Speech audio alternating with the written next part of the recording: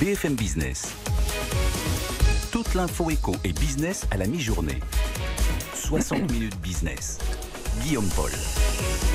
Nous voici en direct 60 minutes business et je vous le disais, c'est l'autre grand titre aujourd'hui. Nouveau coup dur pour le secteur des cafés, hôtels, restaurants, fermeture totale des restaurants à Marseille et en Guadeloupe, fermeture des cafés dès 22h à Paris et dans les grandes villes de province. On va en parler quelques minutes avec Marc Sanchez, le président du SDI, le syndicat des indépendants. Bonjour Monsieur Sanchez, merci d'être avec nous quelques minutes. Il y a apparemment en ce moment une réunion entre Bruno Le Maire et les professionnels du secteur. Est-ce que vous dites déjà il va en falloir plus, voire beaucoup plus pour l'ensemble de ces professionnels de l'hôtellerie-restauration, Monsieur Sanchez? Bien évidemment, oui. C'est-à-dire, qu'est-ce qu'on va devoir faire? Prolonger simplement les échéances en cours ou encore plus de mesures finalement Non, pas du tout. Non, il faut aller plus loin que ça. Il faut donner plus de perspectives dans les dispositifs d'accompagnement. Le SDI avait déjà souligné au mois de juillet qu'il était nécessaire de prolonger pour tous les secteurs d'activité le fonds de solidarité. Les dettes se sont accrues à partir du mois de septembre avec la fin des moratoires, qu'ils soient fiscaux, sociaux, pour pas mal d'entreprises, tous secteurs d'activité confondus. Et aujourd'hui, il est nécessaire, vu les semi-confinements, voire les confinements totaux qui sont engagés pour beaucoup d'entreprises et dans certaines régions, notamment de doubler le volet 1 du fonds de solidarité. En tout cas, c'est une proposition qu'on porte pour ces secteurs donc sinistrés, ou en tout cas les secteurs qui ont été fermés, c'est-à-dire de passer de 1 500 € à 3 000 €. Il est bien évidemment aussi nécessaire de réactiver tous les moratoires sociaux et fiscaux avec un doublement notamment des exonérations, puisque à aujourd'hui, quand vous êtes restaurateur, vous bénéficiez d'une exonération de charges sociales et fiscales de 2 400 € que vous percevrez, si tout va bien, en 2020, au moment où vous aurez effectivement apuré votre bilan 2021, au moment où vous aurez apuré votre bilan 2020, et bien évidemment aussi traiter vraisemblablement de manière un petit peu plus durable la politique de paiement des loyers et notamment de réactiver le moratoire en vue de la non-résiliation des contrats et des baux commerciaux, plus spécifiquement d'ailleurs chez ce type d'entreprise.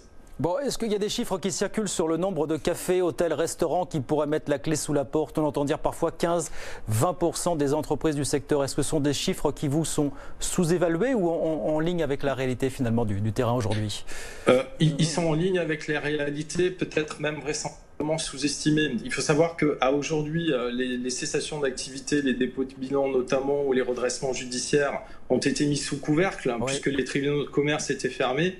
Ils ont rouvert d'ailleurs depuis le début du mois de septembre pour une grande partie d'entre eux.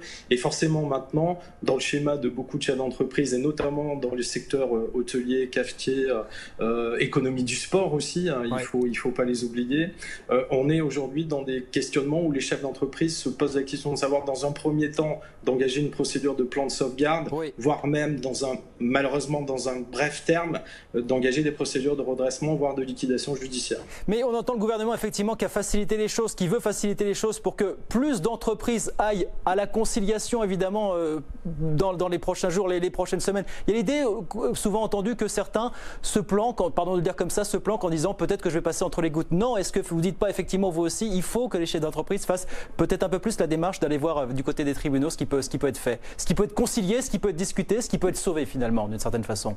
C'est jamais facile d'engager ce pas-là. Souvent d'ailleurs, il est trop tard, malheureusement, pour beaucoup d'entre eux. Et il faut savoir que c'est l'outil de travail d'une vie. C'est parfois aussi des biens personnels qui sont engagés. Donc forcément, le pas est difficile. Les chefs d'entreprise sont optimistes de manière par nature, et vous le savez très bien. Et l'idée, effectivement, c'est qu'on a toujours la possibilité de s'en sortir. Or là, on est dans un système où on subit les choses. On n'est pas en attaque, on est en défense systématiquement et avec aucune visibilité. Et c'est là qu'est tout le problème. Si effectivement les procédures de sauvegarde étaient d'abord moins compliquées à mettre en place, parce que je vous engage à regarder comment ça se passe, c'est loin d'être évident, surtout pour quelqu'un qui n'y connaît rien ou pas grand-chose. Et donc forcément, là, on a une difficulté majeure. Bien, on verra en tout cas, réunion en cours entre Bruno Le Maire apparemment et les représentants du secteur. On verra effectivement si il accède à certaines de vos propositions. Déjà effectivement retarder certaines échéances pour les cafés, hôtels, restaurants. Merci beaucoup Marc Sanchez, merci. Merci beaucoup. Merci beaucoup, président du SDI, syndicat des indépendants, avec nous sur BFM Business. Il est bientôt 12h30, on marque une petite pause. Dans un instant, je vous redonne les grands titres de l'actualité. Et puis c'est parti, jusqu'à 13h, BFM Business avec vous, avec Lorraine Goumeau. On répond à vos questions, on vous donne la parole, vous qui recrutez. À tout de suite.